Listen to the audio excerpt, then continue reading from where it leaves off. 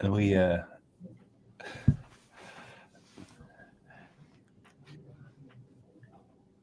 we call him Honey or Mr. Monster? Mr. Monster, I think. Mr. Monster to me. Mr. Monster. Yeah. It would be formal. It looks like him making himself comfortable.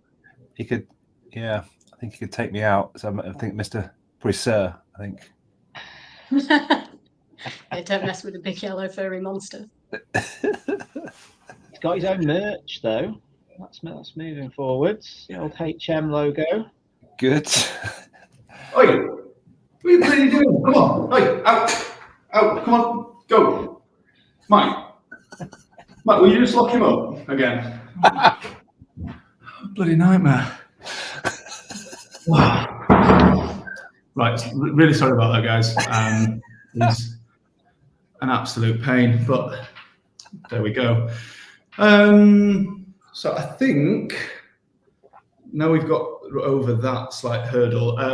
Just going to wait a couple of seconds, let the final people arrive. It looks like we've got quite a few people in the session now. So if we just wait let's just give another 10 seconds. And if anybody's not here by now, then well, they'll have to catch up, won't they, on demand?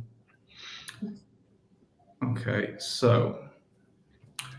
Right, let's kick off. So welcome to this webinar. Are you not entertained? Why FMCG brands can't afford to be boring. It's a subject I'm incredibly excited about. I wanted to talk about this because we've recently implemented what we at Principles call the principles of unforgettable brands. These are the 4 communication principles that we believe have the biggest impact on brand success. From the research we've done, we've found that if brands are distinctive, entertaining, visible, and consistent, they will come to mind quicker and they will stay there longer. But when I put a question out on LinkedIn recently, I asked which of these principles marketers feel marketers feel is the most important. And I was quite surprised because entertainment was largely overlooked. There was a lot of love for distinctiveness, a lot of love for consistency, but and some for visibility, but entertainment, was overlooked. So it surprised me because I think it's got the potential to be the most powerful.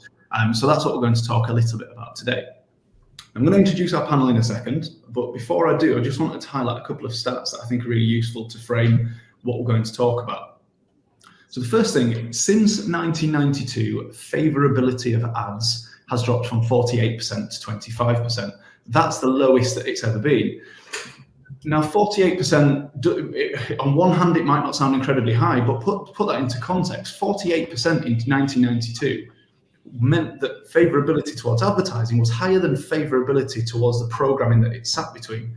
That meant that people actually preferred watching the ads than they did Coronation Street, Emmerdale, or whatever it was that we watched on those 5 channels there. Now, effectiveness in advertising has also dropped. So we've seen a drop in favorability, but we've also seen a drop in effectiveness since. So the measurement I've got is that since 2008, effectiveness has dropped by 25%. And that's based on ads that have been entered into effectiveness awards as well. So the bigger picture is likely even worse than that. So in short, we've seen that public favorability towards advertising has fallen off a cliff, and we've seen that effectiveness has declined with it.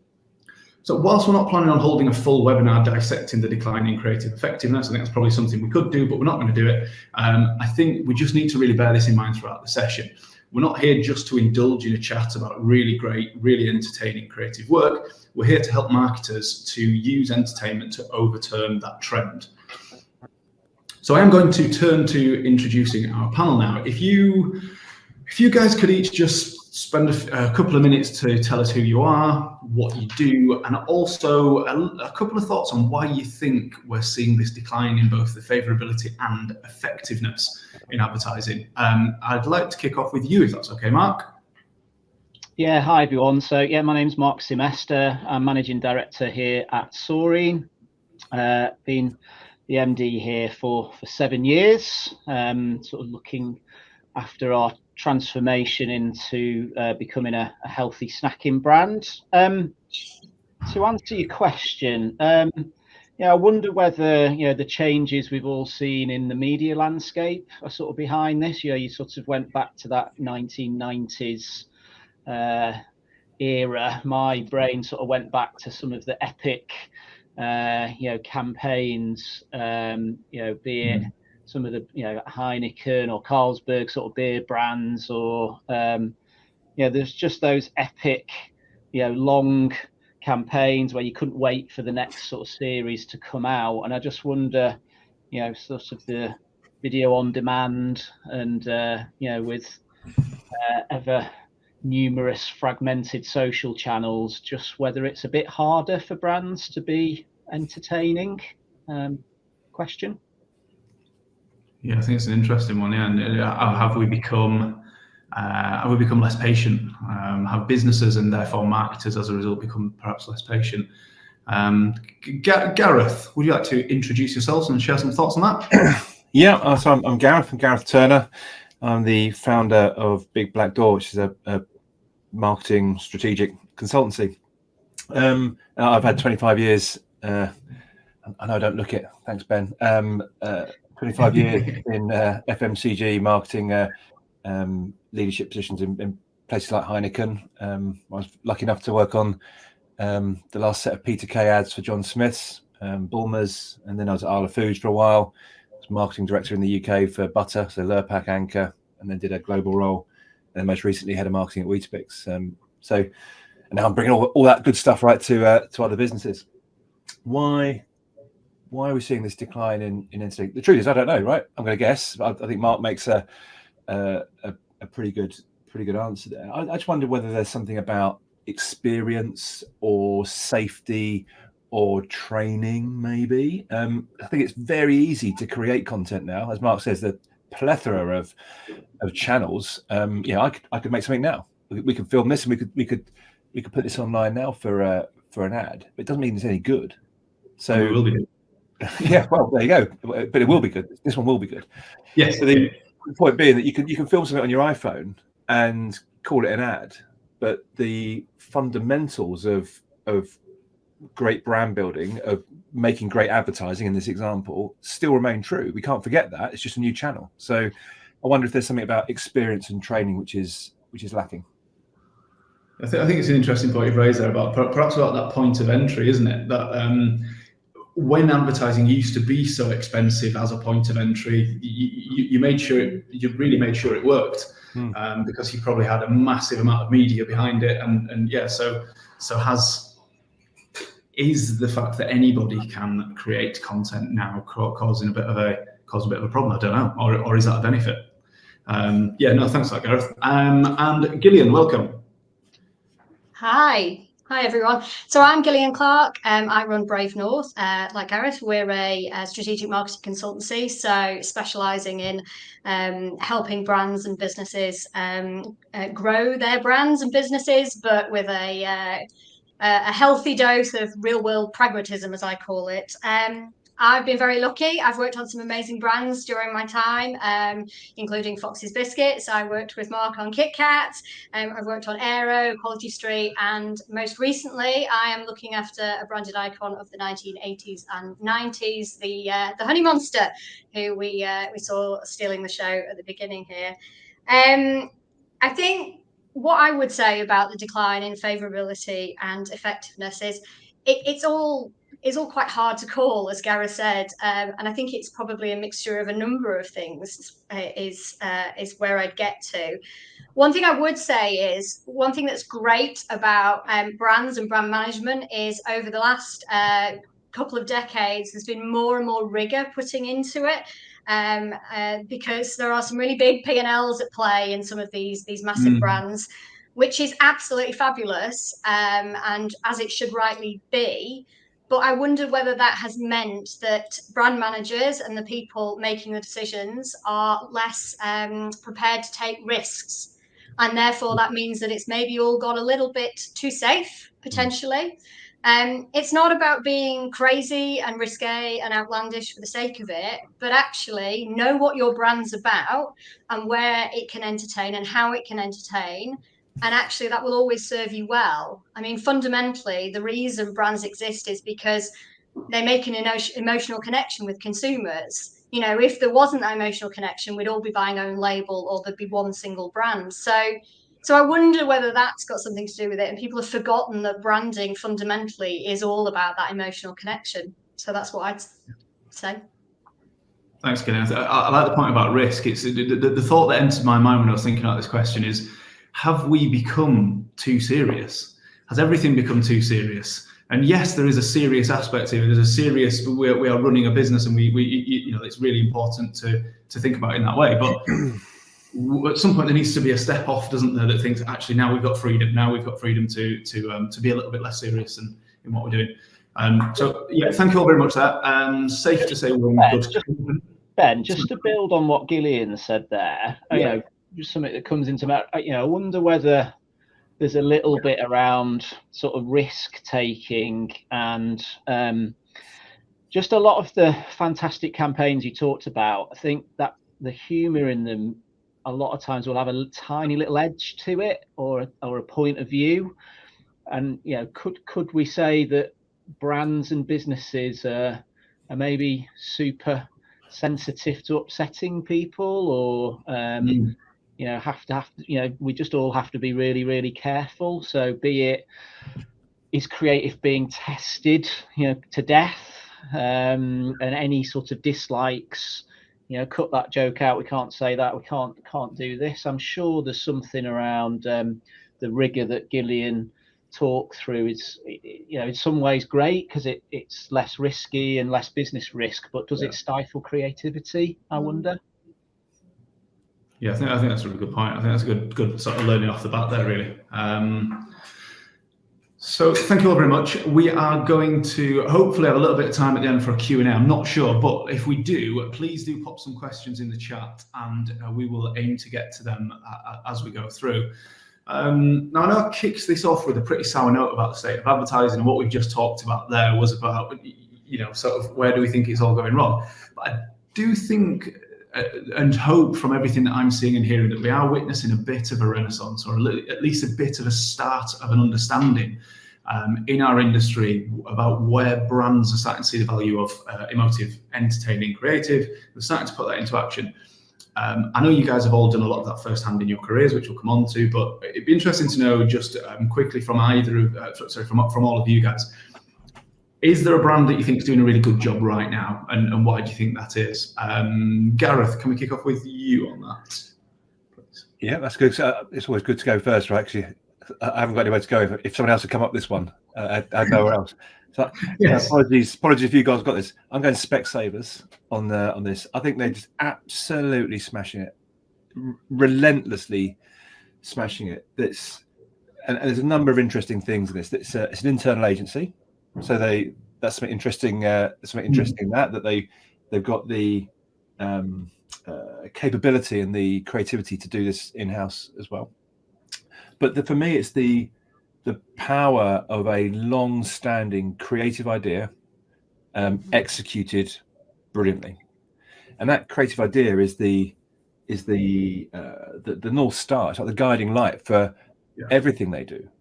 And so I love it. This idea that the idea is something like when you can't see properly, you make silly mistakes.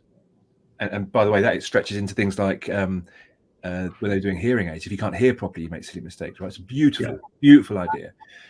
And but that extends into TV advertising, outdoor. It goes into you can imagine it in direct mail through my front door. Goes through to the sponsorships that they do. I believe they sponsored the Scottish referees in the Scottish Football League. That is a genius piece of activity. So, and they just keep going. It's such a powerful creative idea that excites clearly the teams that are working on it. It's a gift that keeps on giving. So I'm a massive fan of the Specsavers work. Yeah, I think you can imagine with a Specsavers brief is really easy to write, isn't it? Anything from doing a small ad somewhere online or something in store through to a TV campaign. The brief sort of writes itself. Yeah, we could have a go at it, right? So the brief is so tight, or the idea I think is so tight that I think all of us could probably have a stab at coming up with some creative work. Whether it's any good or not, that's neither here nor there, right? But what a powerful brand that it's such a powerful idea that we all know. And what I think is exciting about that idea is that any optician could say it. That could be true for any optician. Well, you can't see properly, you make silly mistakes, and isn't that funny? That's nothing that's nothing to do with them. But they made this land grab on it, and they've owned it. I think that's another insight. Yeah, I think it's something I talk with clients about with clients daily, where you will say, well, we can't say that because the product next to us on shelf could say it, but they're not. They haven't. So and that's about being distinctive, isn't it? It's about, yes, a platform to be entertaining, but be distinctive and own that channel. Sorry to wang on, right? But I think even if other people are saying it, you can still say it. So back in my background, working in lager, back in the day, almost all lager ads talked about refreshment. Yeah. But Foster's did it in a way that talked about refreshment in the context of an arid Australian outback. Coors Light will talk about it with Jean-Claude Van Damme swimming through an ice field. They're all talking about refreshment, but doing it in a distinctive way. So it's not differentiated, it's distinctive. And I think that's okay. I think that's a really good example. I like that. Thank you. I'm going to use that. And Mark, who do you think is doing a good job right now? One that sprang to mind for me was a category that seems awash with high spend players is in betting, and Paddy Power, I think, have been the standard there for 5-6 years, probably longer. And you sort of think why. I think tonally they've got it spot on in terms of really understanding their consumer, be it the bettor or the race goer or particularly I think the football fan. They use humour brilliantly. I've got a brand tone of being exceptionally mischievous. It's probably the polite way of putting it, and it's clear they've set themselves up, and we'll maybe touch on this later from a structural point of view, to be quick. So yes, they'll have, Gillian and I used to work on Kit Kat, and the bigger brands, you try and have what's called scheduled spontaneity. It's going to be Christmas, summer's starting, Halloween's coming, so you get yourself ready to comment on those things. But Paddy Power have clearly got them set up that the minute something happens, they're first, and that gets you to the top of the Google list and gets people sharing straight away. So I think there's a tone of voice back to risk taking. They clearly don't care if they upset someone, but that seriously takes a lot of setting up with stakeholders and owners that's okay. And then they've got the infrastructure and systems to be first. Some of the things that spring to mind. Yeah, I think that goes straight back to your point about risk earlier, doesn't it? They're prepared to take the risk, and they almost know with regards to anybody that's not in that tight core audience of theirs that we may not be for you, and that's fine. Is the bravery, I guess. Yeah, I like that as an example. How about you, Gillian? So the example I came up with was Virgin Media, believe it or not. Okay.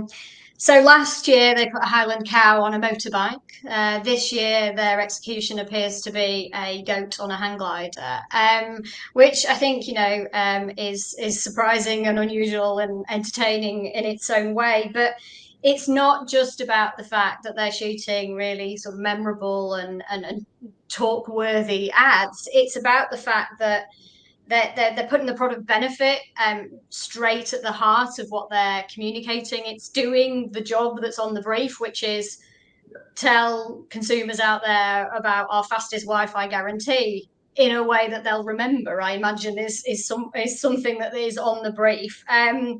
It ties straight back to it. So, with the cow, it's about why walk when you can run. With the hang gliding goat, it's about why stumble when you can soar. But that's back to that. Let's tell people about the speed that we've got. But I think for me as well, it also highlights it's back to Virgin's values. So Virgin as a parent company, one of their business values is about being delightfully surprising.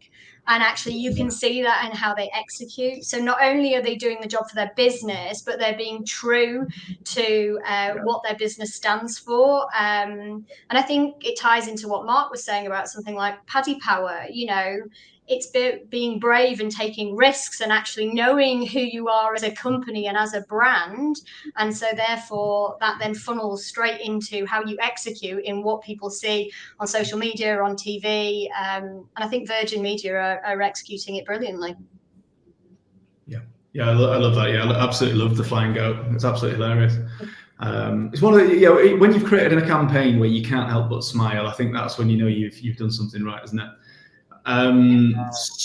Okay, so I've got a question. Now, something I discuss a lot with clients, and I know a lot of marketers come up against, is that it can be really, really hard to convince the powers that be of the value of entertainment for a brand. So trying to convince the business to buy into it. How do we convince an accountant to give us money to invest in what is often intangible? And this is for Mark. So before your current role at Soreen, you were responsible for some of perhaps the most head-turning creative work I can remember seeing in recent years, the stuff that you did at Warburton's. How did you come to make the decision that investing in the likes of Sylvester Stallone, the Muppets, and others was the best way to grow the brand? And how did you create that business case for it? And I guess the icing on the cake, how did you convince Mr. Warburton himself to be in the ads? Okay, I guess firstly, having a really supportive sort of senior stakeholders key. When I started at Warburton's, Jonathan Warburton said, when I say to people at the time, I think still is probably, Warburton's was the second biggest food and drink brand to Coca-Cola in the UK. And he just said to me, in the first sort of induction meetings, when I say that to people, they don't believe me. And he said, by the time of your tenure, I want people to believe me when I say it. And so his brief was very clear that he wanted the brand to stand out more, and he wanted more brand fame, which so great to have that backing from the top, as it were. And Warburton's had a really big spend, but I guess one of the things we did when I arrived was just have a look at that, and it was very fragmented across all the different disciplines. There was a huge PR budget and a lot being spent locally around the bakeries, which does add job, but they just weren't, giving too many trade secrets away. It's it's a plus £10 million marketing budget, so it's enormous. They just weren't getting value for money. And I always think when you're working on these brands, there's an acid test, which is your family and friends, the pub, the school run. When you say you work for Warburton's, you work for Soreen, you work on KitKat or whatever, if people don't immediately go, oh, I love that ad, or I've seen that, and it's something recent, then that for me is probably an acid test that you're not getting value for money. So we decided that we were going to, rather than be sort of a bit invisible, a bit visible all throughout the year, we were going to go for it and just absolutely blow the doors off one particular month to really get noticed. So there was a sort of media strategy next around cut through, and we went for that time when the retailers put all their Christmas ads out, that there was a sort of X Factor weekend in early October, I think, when all the Christmas ads broke, and that was going to be the platform. And then we said there were a number of quality messages which the consumers weren't getting. And the first one of those we wanted to tell was that, Warburton's had a superior supply chain. It gets bread faster to supermarkets, which gives you a day extra soft life. But the consumers didn't know that. So in the brief to Gillian's point, how the hell do you sort of dramatize a supply chain? In the first meeting with the agency, I thought we were going to get a supply chain conference film with lorries, and it wasn't going to be that entertaining to the topic of this. So to be fair, it was the advertising agency that said, well, we're going to make this topic entertaining, let's make an action movie, was the sort of pivotal, that stupid, but actually when you think about it, perfect creative suggestion. Yeah. And then you go, okay, well, if you're going to do an action movie, who's going to star in it? And I must admit, we tried a couple. And somebody literally said, Sylvester, only you're all about laughing, going, no chance, don't be stupid. And somebody knew somebody that sort of put us in touch, and 3 hugely complicated legal contracts later, is Sylvester Stallone's in a bakery in Wakefield and running up the steps from Holton Town Hall. So, you know, how did we sort of do the business case? So it was about, the strategy was very clear. It was cut through brand fame that put the brand on the front pages, not just the business section. And we were going to try and land some key strategic messages to the consumer that would help for the next 10 years. So it wasn't necessarily going to deliver this much sales or this much profit. It wasn't the sort of action standard. It's, will it give me brand health measures, moves? Will it give me brand fame? And I guess how do you get Jonathan in the ads? Well, this is the acid test. Jonathan Warburton had been starring in Warburton's ads since the 1990s. So for over 20 years, on and off, but that must have been his 20th TV ad.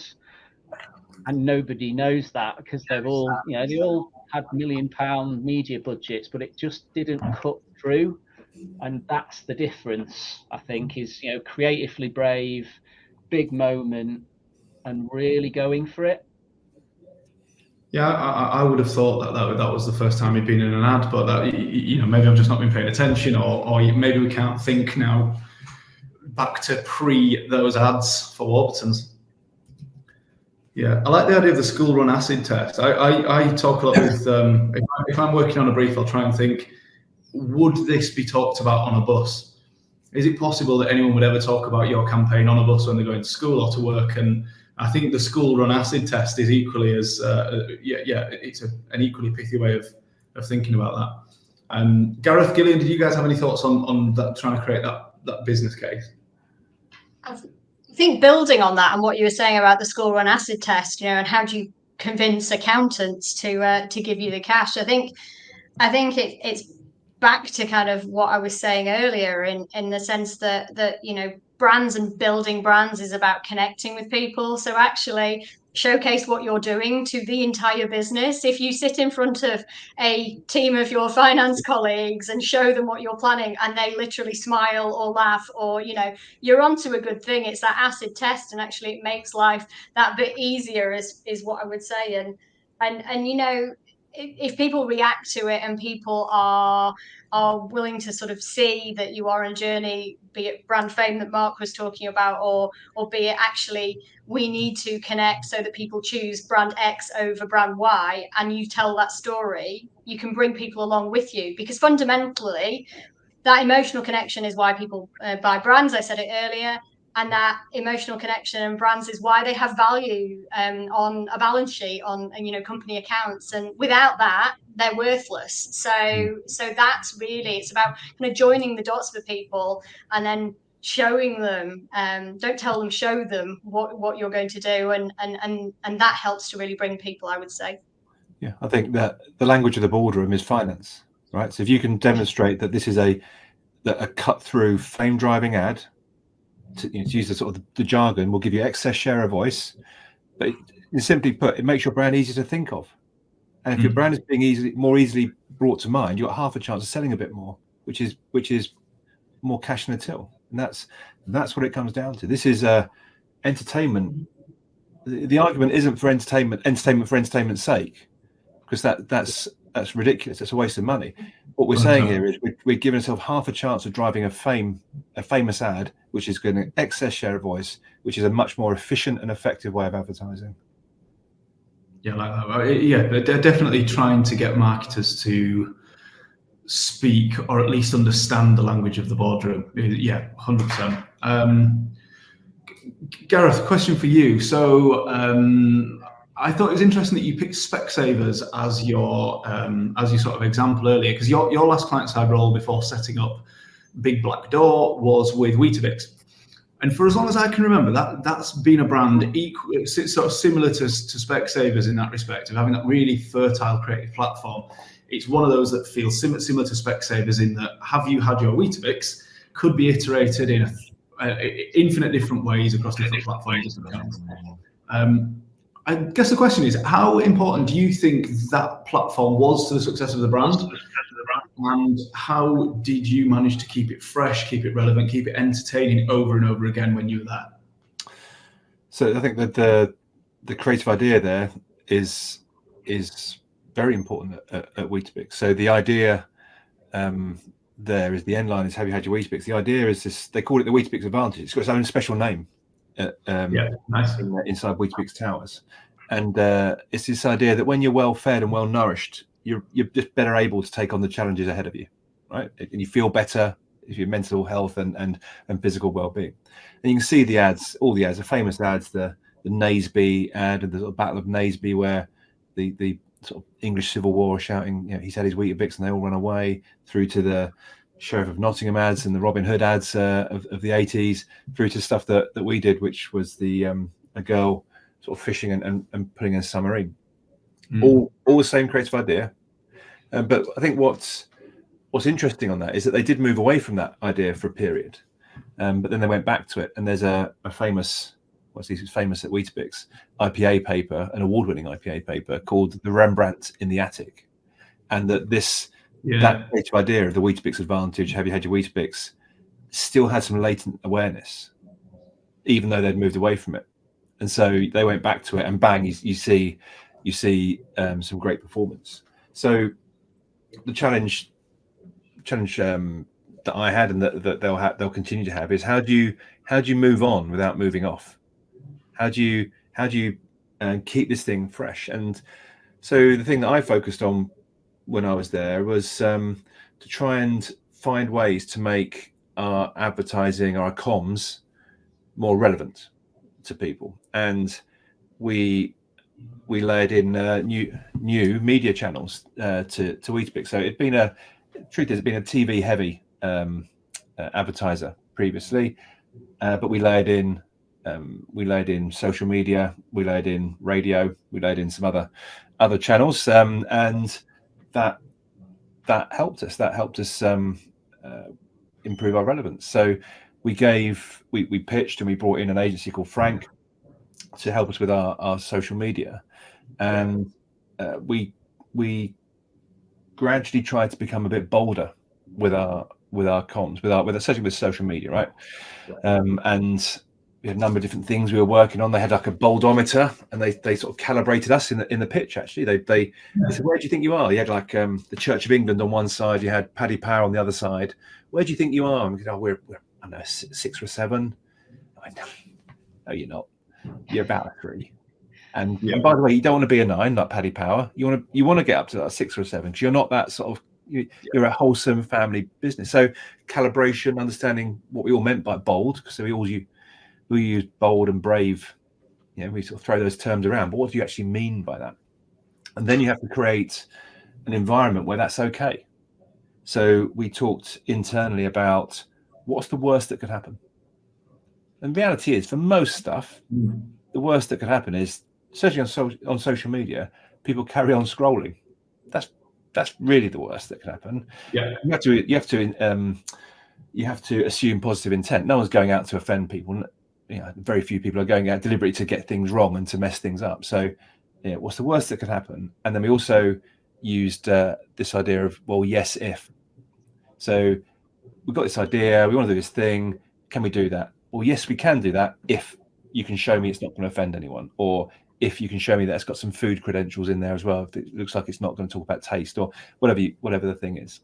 And that's an attitudinal, empowering, bolstering way of being, rather than saying, well, no, we can't do that because you've got you're not talking about taste. So you put all those things together, an appetite for bravery, a calibration on what brave means, what we're actually aiming for, this sense of empowering the team, and you come up with things like Beans on Bix, and that's a direct result of us having gone on that journey to empower the team and create this environment where trying some stuff out is okay, and you get 1.3 billion impressions, all organic, so not a penny was paid for any of that, and you see it being debated in the House of Commons, appearing on Out on Deck, and blah blah blah. Right? That was a heck of a week. So it sounds from what you're saying like the culture that you created was as important as, or if anything, more important than than investing in the work itself. It is actually, let's create the conditions that we need for this type of work to be able to exist. Well, I talk a lot about client agency relationships. I think that's so important, and the same is true if you've got an internal creative team or an external agency, right? I think the same is true. As a client, your job is to create the environment for great stuff to happen. Yeah. Not to do it all yourself, and not to micromanage things. So I did some research a while ago where clients were saying we want challenge. I forget the percentage now. A third of clients were saying they want challenge, but the agencies were saying that they're not being treated like humans. Some of these agencies. So do you think that might be why you're not getting challenge? Because if you're micromanaging someone on whether they spent an hour on something or an hour and a half on something, they ain't coming to challenge you. They ain't bringing exciting new ideas because they're worried about this confrontation all the time. You've got to create an environment of psychological safety where it's okay to pop your head up and say, I've got this idea about putting some beans on Weetabix. And you go, yes, we can do that. If you can show me that that's not going to damage our credibility. And again, no, it's not for these reasons. Bang, let's do it. What's the worst that could happen? Someone scrolls past it. Yeah, I like framing. What's the worst that can happen? What's the worst that can happen isn't offending a few people, is it? It's being ignored by everybody. I mean, ultimately, the worst that can happen is you infringe some IP or you do something illegal, but you have to trust that people aren't doing that. That's like a mandatory, right? You can't break the law, but given that, then really it's just pixels on a screen, right? It's not important. I do think beans on Bix should be illegal, though. If I'm being honest, I think it should just be completely outlawed. We'll talk about it 2 years later.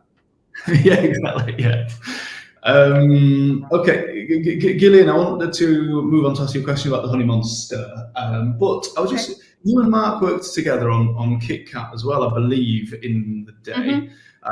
And I thought that was similar to Weetabix in a way that it's one of those brands that really stands out for having that big idea that underpins it, that just underpins everything.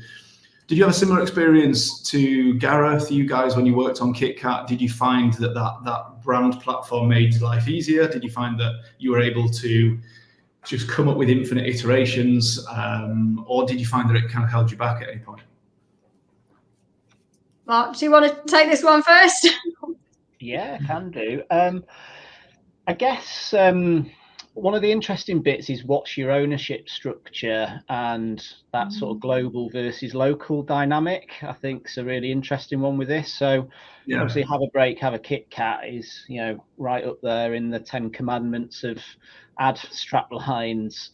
But it's very precious to businesses like Nestle, and therefore sort of where the decision making sits is quite important in terms of what creativity you get. So I spent 18 years at Nestle and worked on Kit Kat from a marketing assistant right the way up, and it was very different experience. So there was a lot more freedom early on, and I guess towards the end of my tenure there, it was very much global campaigns, and certainly campaigns for Zone Europe, and of course what we've been chatting about today is boldness and standout and risk taking when you've got Spanish people to say yes, Italian people, German people, UK people, Zone Switzerland people, gets the little edges all knocked off. And I would say I look back on my time on Kit Kat that it could have been bolder, it could have been funnier, it could have been more entertaining,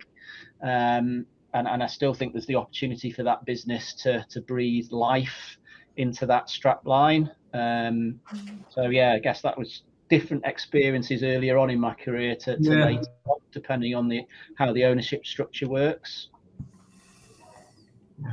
I think I'll just add to that. I mean, not specifically just on Kit Kat, but on any brand. I think it's really it's really tough to have the courage and the drive and the tenacity to have one big idea and stick to it and be bold and be brave. We've used those words an awful lot in this conversation, but I think sometimes someone actually once said to me quite early on in my career, you have to do the hard right rather than the easy wrong, and sometimes you really have to kind of stick your kind of neck on the line as a marketeer to stand up for those big ideas and fight for them internally. Gareth was talking about creating that culture within Weetabix, and I think never underestimate that, so that you can just get, you know, nods around a table when you want to be bold and you want to be brave within the confines of a big idea. And as I say, sometimes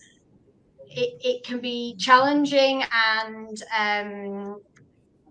difficult to stick to a big idea and really push the boundaries of it, whatever the brand may be, you know, whether it's Weetabix, whether it's Kit Kat, whatever it may be. And I think that's our job as marketeers, to really stand up for what's right for the brand and make sure you push the limits and get the business behind you to give you the permission to push the limits, because that's the only way you'll really manage to stand out over the long term.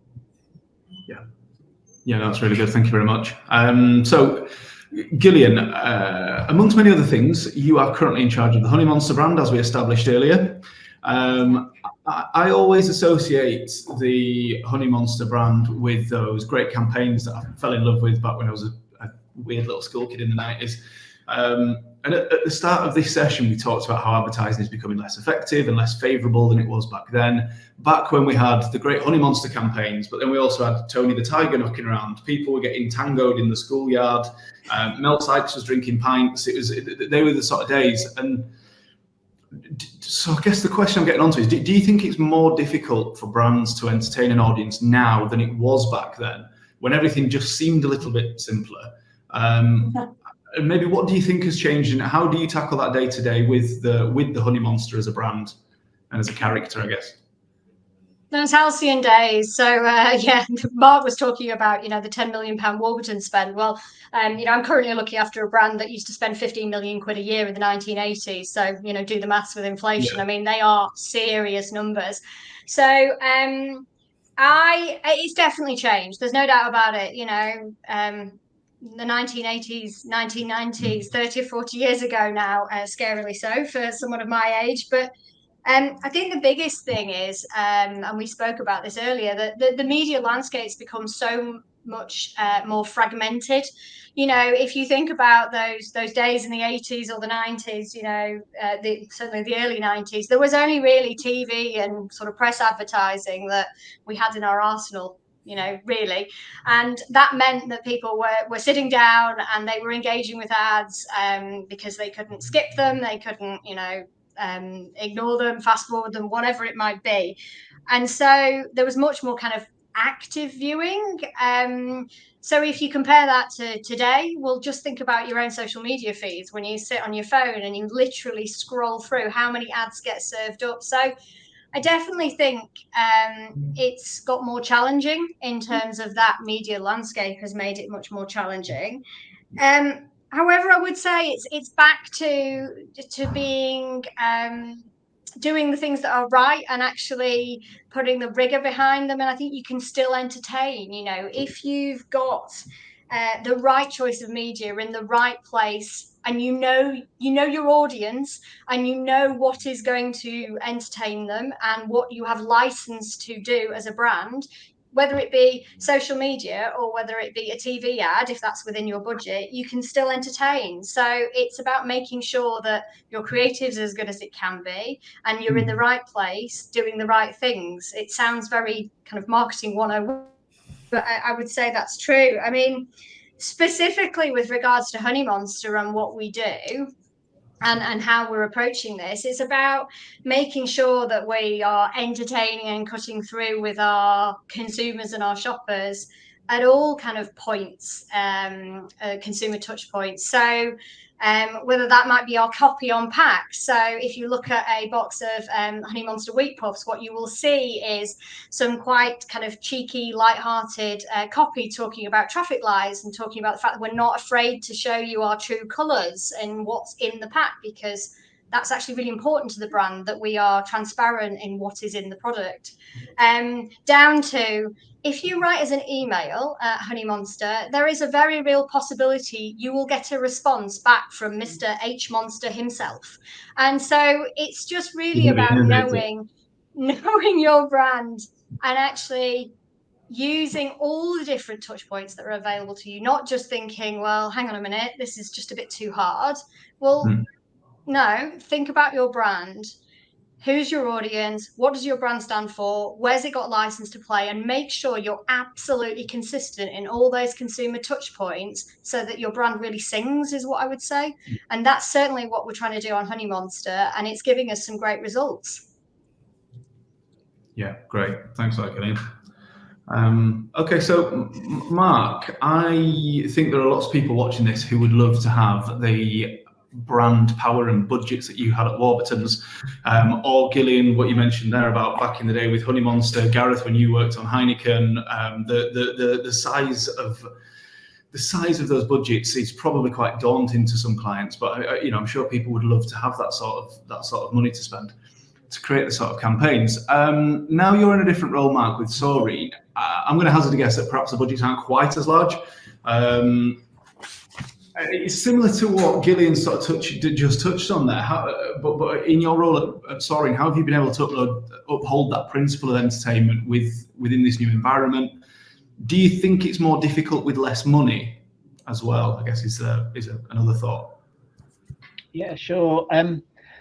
It may be a tinge more difficult, but it's certainly very possible to get stand out and entertain with smaller budgets. I guess, you have to think a little bit harder, and to Gareth's point earlier, have really good sort of partners that can help with it. But I would double down on some of the principles that we've talked about so far. When you've not got a big budget, I think going for one thing in the year in your plan that is absolutely stand out, I would do even more so, and have now with smaller budgets. An example would be we've just launched a sort of sub brand of Soreen called Soreen Lift Bars, which is targeted at teens and 20s, which is a bit of our sort of middle generation that we're not particularly strong with at the moment. And it's our first big major foray into TikTok. We had little experiments on there before, but we put a sizable investment down, and we got an influencer called Troy Hawke, who's this guy who sort of dressed as an aristocrat with a moustache and a smoking jacket, and he sort of greets people outside supermarkets and outside award ceremonies and creates great content. And just emerging, he's got about 1 million followers now. I think when we first started talking to him, he had about 500,000 followers. So it shows you how in a few months this stuff is blowing up. And he did a sort of sampling around Manchester and did a sort of compilation film. And in the last 3 weeks, that's been seen 8 million times for not a stupidly high budget. So I think, the days of needing to invest in a TV ad in the middle of whatever Saturday night program is on, it is easier from a media point of view. And I think the lessons would be go big, go bold. And I think we talked about so many messages. I think try to show up in unexpected places, try to sort of get that head turn, that double take. What's that brand doing in this feed at this time?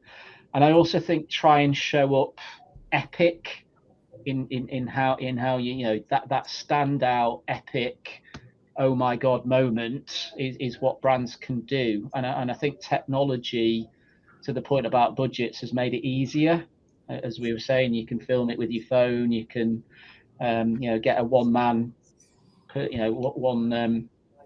person company to come and shoot on YouTube or whatever it might be. It's just easier now to get great creative. So yeah, I think it's very possible with smaller budgets, but with the principles we've talked about.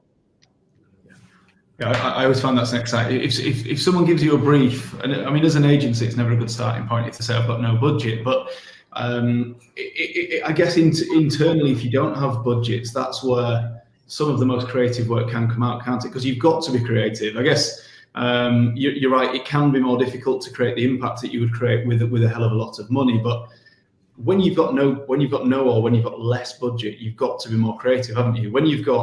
If you've got £10 million to spend on TV, yes, it's far better if you are creative, but at the same time, you will still sell more stuff if you put an average ad out, because you're going to get a lot of reach and frequency. But yeah, I sort of like the challenge of we've not got a whole lot of money. What could we do to try and grab some attention, to try and drive some fame? I sort of liked, Gillian, where you talked there about even using your packaging. You know, your packaging is that if you don't have a huge media budget, your packaging is that one point of contact you have with every single one of your customers or potential customers when you're on a shelf. And I think this is a question I was going to ask to all of you. Really, we can fall into a trap of thinking that these creative, big, entertaining ideas are reserved for those huge budgets. And I think testament to what you've just said there, Mark, it's not always true. You know, you can entertain people when they least expect it.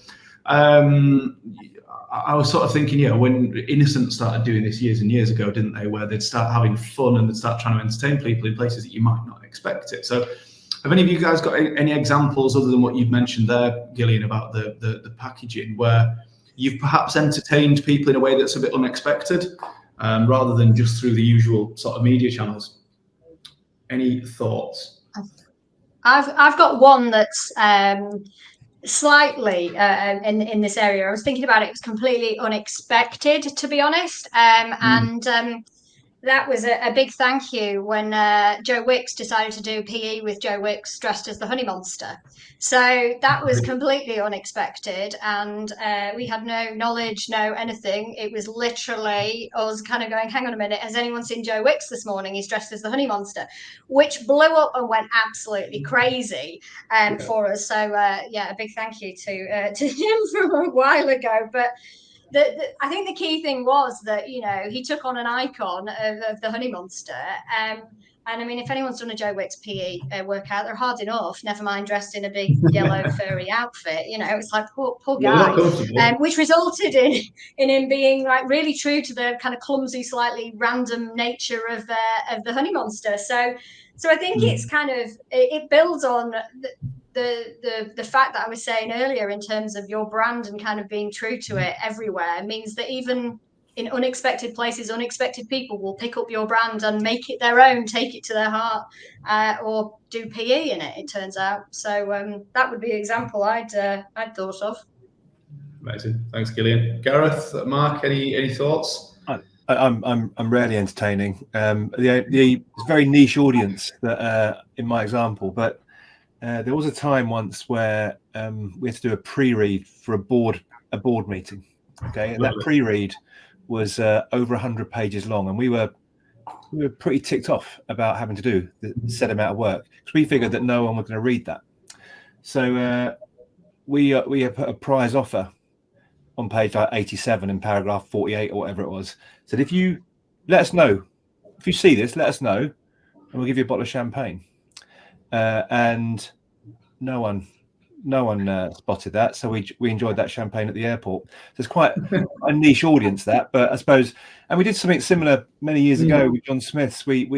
John Smith had a positioning about no nonsense, and the nature of T's and C's is they're just full of sort of legal nonsensy style language. I'm sure it's very important if you're a lawyer.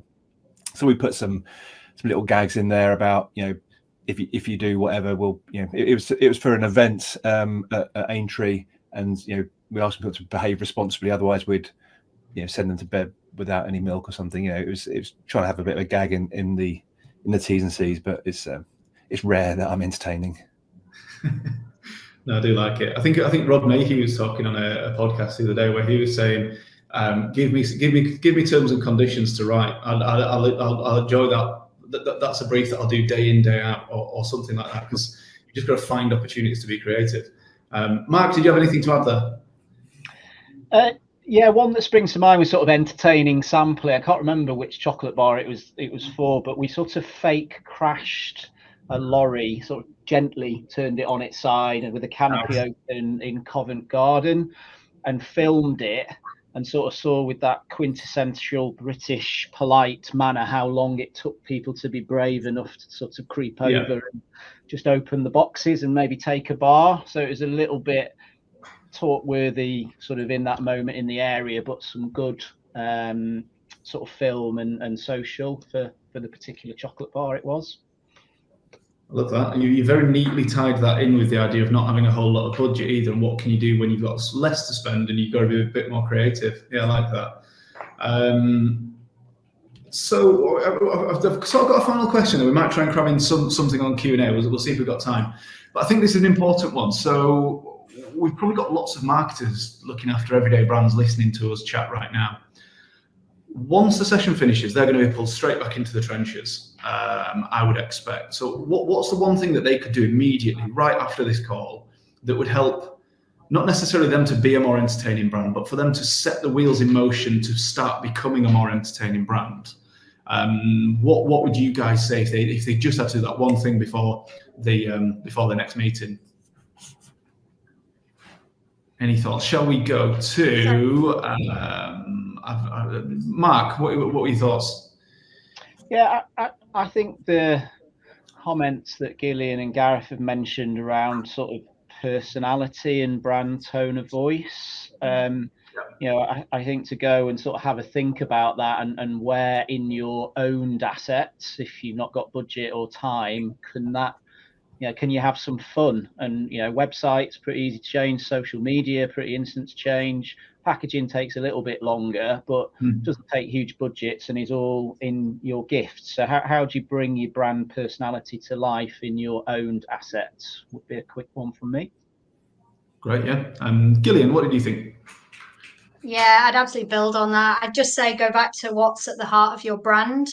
And think about what entertainment looks like in that context. And once you know that, then build from that using the assets that we've spoken about and Mark was just mentioning. You know, it isn't always about making a TV ad. It most of the time it isn't. But you know what's at the heart of your brand. Use that as your platform to build from, and literally make sure that you execute everywhere. That's true to that. Yeah, great advice, thank you. And Gareth, what can marketers do right now? I had two, and Gillian's was one of mine, so that's good. So the other one is about building that culture. I think creating this idea of yes if, what's the worst that can happen. Just give your team or give yourselves the freedom to do some stuff and to try some stuff. Yeah, I love that. Permission makes such a difference, doesn't it? Feeling like that team are empowered. I was chatting to a guy I used to work with, then went on to work at Skyscanner, and I believe there's a value they have, which is proceed until apprehended, and I quite like that idea. I love that. Yeah. What's the other one? Don't ask. It's easier to ask for forgiveness than permission. Seek forgiveness, not ask permission. Yes. Yeah, I love that one. It's got me into trouble a few times, but I've had more fun along the way. Okay, well, we've probably got time for a quick question. So we've got a few questions here. Let me just see if there's anything that's not been covered throughout the session. So I think we've answered this earlier, but it's an interesting one just to bring back up. So I'm a marketer at a large retailer, and I'm occasionally filled with envy when I see other brands and retailers reacting on social media really quickly and creatively. And it can feel like we've been caught napping. How can marketing teams structure themselves to make sure they're able to be more creative and reactive on social? I kind of covered the point there, Gareth, about creating the culture, and we've all talked about creating the culture and the environment where that can happen. But do any of you guys have thoughts on more, at a practical level, how do you make sure that you are able to react instantly and creatively? The only build I'd have on from that Weetabix and beans thing, right? The truth is, if someone else had done that, I don't think we'd have been best positioned to react to it. I think we'd possibly still be waiting for approvals, right? So I think you create the environment of yes if, you create environment of what's the worst that can happen, but you also have a bit of sort of some pre-approved stuff. You have some territories of these are the sort of things. You can role play, you can war game some stuff to give the team the parameters that when that thing does happen, that live thing does happen, they're rehearsed in it. They know the sort of parameters, what the legal team are going to check, or what they would want you to check, and you can do that yourself. Yeah, I love that. Yeah, as long as they feel like they've got permission, I guess. Again, I know the whole, it's a cliche that no idea is a bad idea, but creating a culture where people genuinely feel that. Any other thoughts? Yeah, as I say, having had to do this on a couple of brands, you have to set up the process of the creative approvals, and you have to get stakeholders on board with, look, we're going to empower people sort of lower down in the organization, and ideally it's not going to come to anybody. We're going to have a brand tone of voice, some guide rails, and we're going to bet on the fact that 95% of this is going to be great because it's spontaneous and in the moment, and we're prepared that 5% of it is going to be a little bit edgy and a little bit uncomfortable, but we're willing to take the 5% because 95% of it's going to be brilliant and groundbreaking and quick, and getting stakeholders sort of to agree to that. So we've all had moments in our careers where we were a little bit concerned of where things had gone without that air cover, but you have to set it up and use examples, and as Gareth said, sort of pre-work to sort of illustrate it could look like this. But you give the decision-making power to the people behind the keyboard so they can spontaneously act, would be my 2 pence. Yeah, brilliant. Yeah. Thank you, everybody. I hate to do this, but we have run out of time. So I'm going to wrap up in a second. I have one very quick question. Mark, Soreen, butter or no butter? I would say depends what product. So if it's the core loaf that's that you slice, it's butter all way. But if you're out of the home with a bar, then it's probably no butter. So it depends. Fine. But never the old loaf without butter. I always think that's weird. I mean, there's Nutella, Biscoff spread. There's all sorts can go on the core loaf. But some form of spread is a must. Brilliant. Okay, thank you very much. So I'm going to wrap up because I've gone slightly over. So thank you to our panel. So thank you, Mark. Thank you, Gareth. Thank you, Gillian. Really, really useful. And I do appreciate you taking your time out to join us. Thank you to everybody who's joined the session. Really sorry if we've not got to answering any questions. And please do reach out if you want to hear any more from me or the guys at Principles. I guess if I was to say one thing marketers can do, and this is a really shameless plug and I feel bad for doing it, but one thing you can do right now is reach out to Principles through LinkedIn or through our website. If you do think you'd like any help to make your brand, more entertaining, but also more distinctive, more visible, more consistent, we'd love to speak to you. So please do reach out. And please reach out to thank Mark, Gareth and Gillian for everything that they've done today as well, if you found what they've said useful. So hopefully you have. Thank you very much, everybody. Cheers, guys. Thank you. Bye. Bye.